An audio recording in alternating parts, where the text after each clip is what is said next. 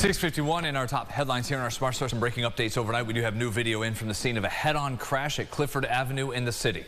We're about to show you. This is the scene at the intersection with 6th Street, right across from school number 45.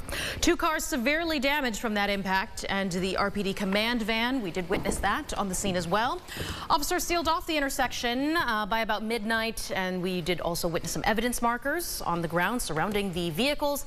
Look at that, absolutely smashed there. Now, we did see at least one ambulance leaving the area, and police have since confirmed that 2 people were taken to the hospital. We are waiting for an update on the extent of their injuries, and we did get confirmation that road has just reopened to traffic. There was another investigation on Clifford as well, that one up at North Clinton, where a 55-year-old man was stabbed around 9:30 p.m. He was taken to the hospital, expected to make a recovery.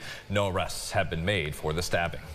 And a man is recovering after a 2-car crash on Route 531 near Elm Grove Road in Gates.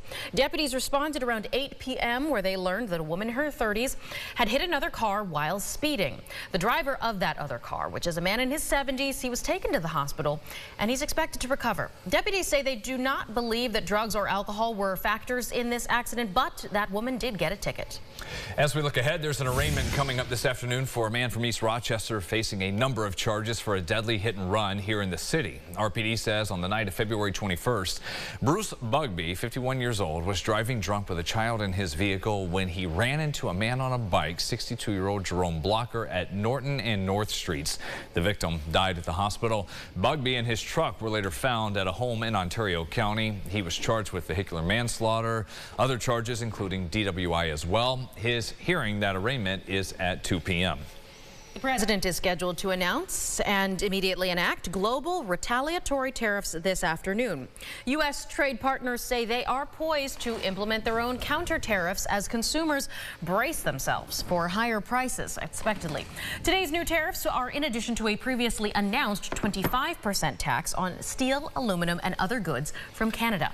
Some new updates this morning. Val Kilmer, the great actor who starred in a string of blockbuster hits in the 80s and 90s, has passed away at the age of 65. Yeah, Kilmer died last night in L.A. from pneumonia.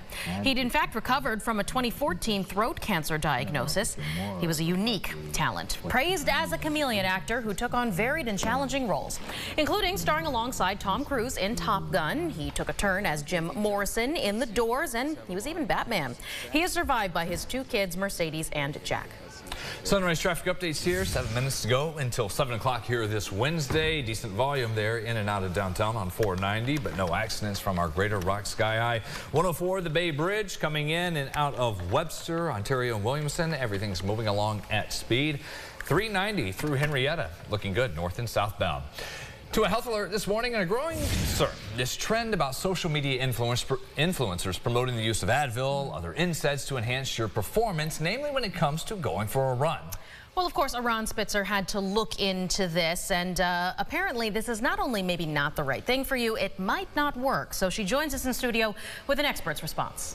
Yeah, guys, I spoke with Katie Rizzoni, an associate professor of orthopedics and physical performance at URMC. Now, she says there is nothing to suggest that anti-inflammatories like ibuprofen can enhance physical performance. But when it comes to managing pain, that's another story. For example, if you're struggling with arthritis pain or tendinitis, you may benefit from taking something like Advil, Motrin, or Aleve before you go for a run. Now, that being said, if you have ever had a GI bleed in your stomach or colon, Rizzoni says you should not take these drugs, as 8 to 10% of people who take an anti-inflammatory are at risk for having a serious GI bleed. The same is true for anyone with kidney issues, including long-term kidney failure, a kidney injury, or only have one kidney. You also probably shouldn't take these drugs. And even if you are taking anti-inflammatories for pain management, there may be another way to solve the problem.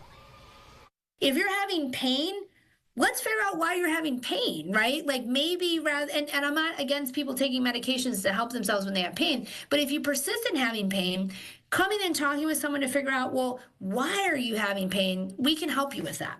So it's to emphasize that there's other ways to help with performance and pain if people are having it.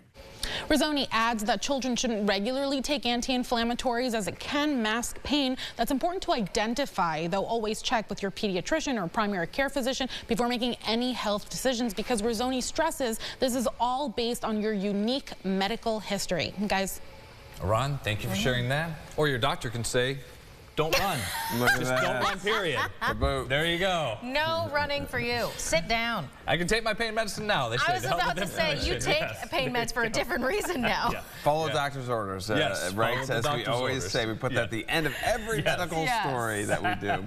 We've got temperatures today climbing and climbing. We start off in the low 30s, near 50 today, but how about that? Let's enjoy your Thursday, 70 possible. Yeah, we'll have that tomorrow. We're back here at 7:25, everybody. Have a great day.